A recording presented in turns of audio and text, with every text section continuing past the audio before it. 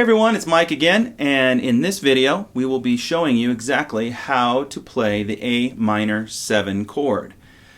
Now the A minor 7 is notated by, or you're going to see that chord symbol where it's an A, capital A small or a lowercase m, and then the number 7. If it has a capital M or a uppercase M, that means it's a major 7 chord. So hopefully you found the right spot for your minor 7 chord. Now the A minor 7 in its first position is a 5-string chord, which means we're going to be playing these top 5 strings to sound it. Now if you're already familiar, or you should already be familiar with, the A minor chord, this is going to be a piece of cake for you because really what you're doing is playing an A minor and you're lifting one finger and then you've got your minor 7 chord. Fantastic. Alright, let's go right to the close-up and I'll show you exactly where to fret. Okay, here we go. As I mentioned, the A minor 7 chord is essentially an A minor, but you lift one finger and you're voicing a different note, and therefore you can create the chord. So if you start with your A minor chord like this, and you should be familiar with this by now, then essentially what you do is you lift up this third finger and you leave this third string open. There you have your A minor 7 chord. It's a fun chord to play. It's fairly easy to play. And so let's talk about exactly where we've got our fingers. I've got the 5th string open, and then we've got the 4th string. It's the 2nd finger, 2nd fret, 4th string. We've got the 3rd string open, and then we have the 1st finger on the 1st fret of the 2nd string, and then we do play this top E string, the 1st string open.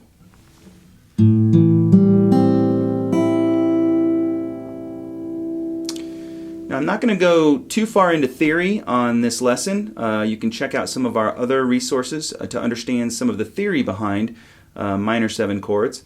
But I will tell you that in a minor 7 chord, what you're doing is you're adding a note on top of the A minor triad. And the A minor chord is essentially an A note, a C note, and an E note. And what we are doing in the minor 7 chord is adding the G on top of that. Now, like a lot of chords on the guitar, we have all the notes represented, but sometimes they're just a little bit out of order.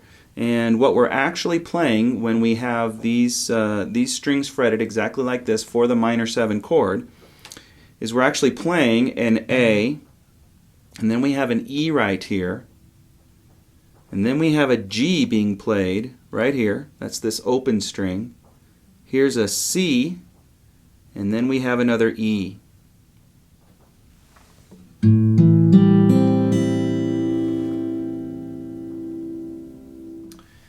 Now there is an alternate way to play this A minor 7 chord in the first position, and it's very similar. You start with an A minor chord, and then rather than removing a finger, you're going to add a finger. It's fairly easy to play, and let's get real close and I'll show you exactly how that goes. And here we have it, the A minor chord that we're starting with.